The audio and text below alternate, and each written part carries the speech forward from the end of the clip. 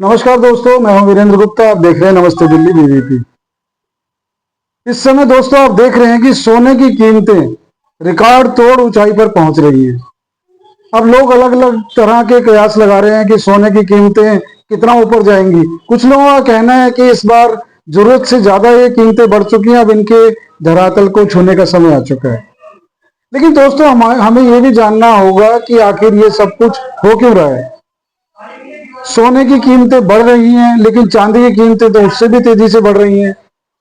चांदी की तो देखिए चांदी हो गई है, या ये कह लीजिए कि सोने की चांदी हो गई है, और चांदी इस समय सोना बनने की राह पर बढ़ चली है।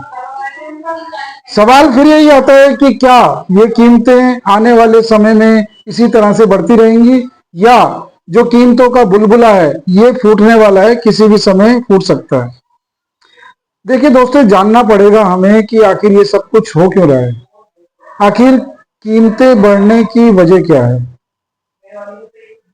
दोस्तों आप जानते होंगे कि पिछले आजादी के बाद से अभी तक जो विश्व का व्यापार है उसमें डॉलर का वर्चस्व रहा है। आप जानते हैं कि जो अमेरिकी डॉलर है, समूचे विश्व में अभी तक इसी की प्रधानता थी। डॉलर तय करता था कि विश्व की अर्थव्यवस्था किस प्रकार से चलेगी। जो विदेशी मुद्रा का रिजर्व रहा करता था सभी देशों में, वो डॉलर के रूप में रहा करता था।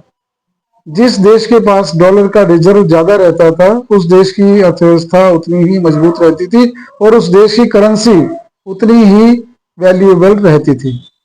लेकिन आप देख रहे हैं कि पिछले कुछ 5-6 वर्षों से एक ये ट्रेंड चला है कि जो विदेशी मुद्रा है वो डॉलर की बजाय सभी देशों के सेंट्रल बैंक अब सोने में निवेश करने लगे हैं, अपने सोने को भंडार को बढ़ाने में लगे हैं।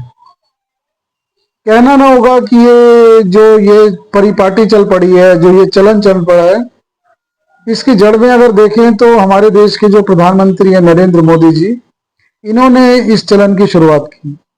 मन में स्वदेशी के नाम पे कह लीजिए, या मन में एक ऐसी धारणा थी कि ये जो डॉलर का वर्चस्व है इसको तोड़ना है। बिना किसी प्रचार के, बिना किसी तामझाम के नीतियां इस तरह की बनाई गई। अपने विदेशी भंडार को सोने से बढ़ाया गया, और सोना, जैसा कि आप देख रहे हैं कि रिजर्व बैंक दिनों दिन अपने सोने के भंडार में वृद्धि करता जा रहा है।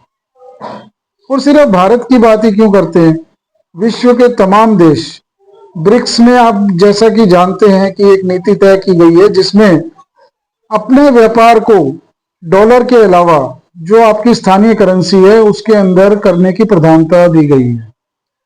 अब भारत सरकार की कोशिश है कि विदेशों से जो व्यापार होता है, जो इंपोर्ट होता है या जो एक्सपोर्ट होता है, वो दोनों देश अपनी अपनी करेंसी में करें। कोशिश यही कम करने का मतलब ये होगा कि आप निर्भर नहीं रहेंगे डॉलर पर, और अपनी जो आपकी स्वदेशी करेंसी है वो मजबूत भी होगी, और जो अनावश्यक दबाव पड़ता है उस उससे आप बचे रहेंगे। और इसी बात को जानते हुए जो भारत सरकार है उसने इस तरह की नीतियां बनाई हैं कि अपनी अपनी करेंसी में सभी देश व्यापार करें।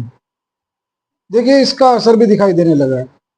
जैसा कि आप जानते हैं कि जो अभी तक वर्चस्व रहा है, जैसा कि मैंने आपको बताया पहले, डॉलर का वर्चस्व धीरे धीरे कम होने लगा है। विश्व व्यापार में जो डॉलर 80% से ज्यादा की हिस्सेदारी रखता था, इस समय लगभग 58% की हिस्सेदारी आ गई है। बाकी की हिस्सेदारी सोने ने उसकी पूर्ति कर दी है। दोस्तों एक मजेदार बात तो यह है कि इस समय जो सबसे ज्यादा जिन देशों के ऊपर कर्ज का बोझ है उसमें अमेरिका सबसे ऊपर है इस समय। उसकी जितनी जीडीपी है उससे भी ज्यादा उसके ऊपर इस समय कर्ज का बोझ है। उसका परिणाम ये हो रहा है कि आप देख रहे हैं कि उनकी अर्थव्यवस्था पर इस समय अच्छा खासा दबाव पड़ रहा है।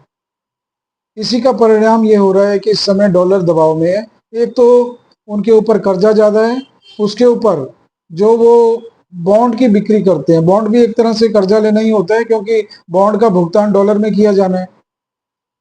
तो जो ज्यादातर देश हैं वो इस समय बॉन्ड से निकलकर गोल्ड में निवेश कर रहे हैं। तो आप दोस्तों सोच सकते हैं कि इसका परिणाम धीरे धीरे आने वाले समय में यही होगा कि डॉलर पे दबाव पड़ेगा और डॉलर जो जिसका अभी तक वर्चस्व रहा करता था धीरे धीरे अपना वर्चस्व खो देगा और लोगों का विश्वास और देशों का विश्वास सोने में बढ़ रहा है। तो सोने की कीमतें, जैसा कि वो मूल विषय था कि सोने की कीमतें, तो दोस्तों आप ये मानकर चलिए कि अगर यही ट्रेंड चलता रहा, अगर समूचे देश, सारे देश अगर अपना रिजर्व डॉलर की बजाय सोने में स्थानांतरित करते रहे, तो आने वाले जो 4 या 5 साल हैं उसमें लगता नहीं कि सोने की मांग में कोई कमी आने वाली है। दोस्तों आप जानते हैं कि इस समय पूरे विश्व में अगर जनता का भी गोल्ड जोड़ लिया जाए तो भारत में इस समय पूरे विश्व में सबसे ज़्यादा गोल्ड होने का अनुमान है। और जो करेंसी है वो अस्थाई है क्योंकि इस पे दबाव रहते हैं। अभी तक तो डॉलर का दबाव था, लेकिन अब धीरे धीरे पूरे विश्व की अर्थव्यवस्था बदल रही है तो डॉलर का दबाव धीरे धीरे कम होगा और सोने की मांग बढ़ती रहेगी। और आप जानते हैं कि जो सोना निकलता है, खदानों से जो निकलता है, वो इतनी मात्रा में नहीं निकलता कि सबकी डिमांड को पूरा किया जा सके। तो मुझे नहीं लगता कि आने वाले वक्त में सोना सस्ता हो सकता है। ये बाकी तो जो उतार चढ़ाव है मार्केट के वो चलते रहेंगे, झटके लगते रहेंगे, लेकिन कुल मिलाकर आने वाले समय में मेरा ये मानना है कि जो इन्वेस्टमेंट का रिटर्न है वो सबसे ज़्यादा रहने वाला है।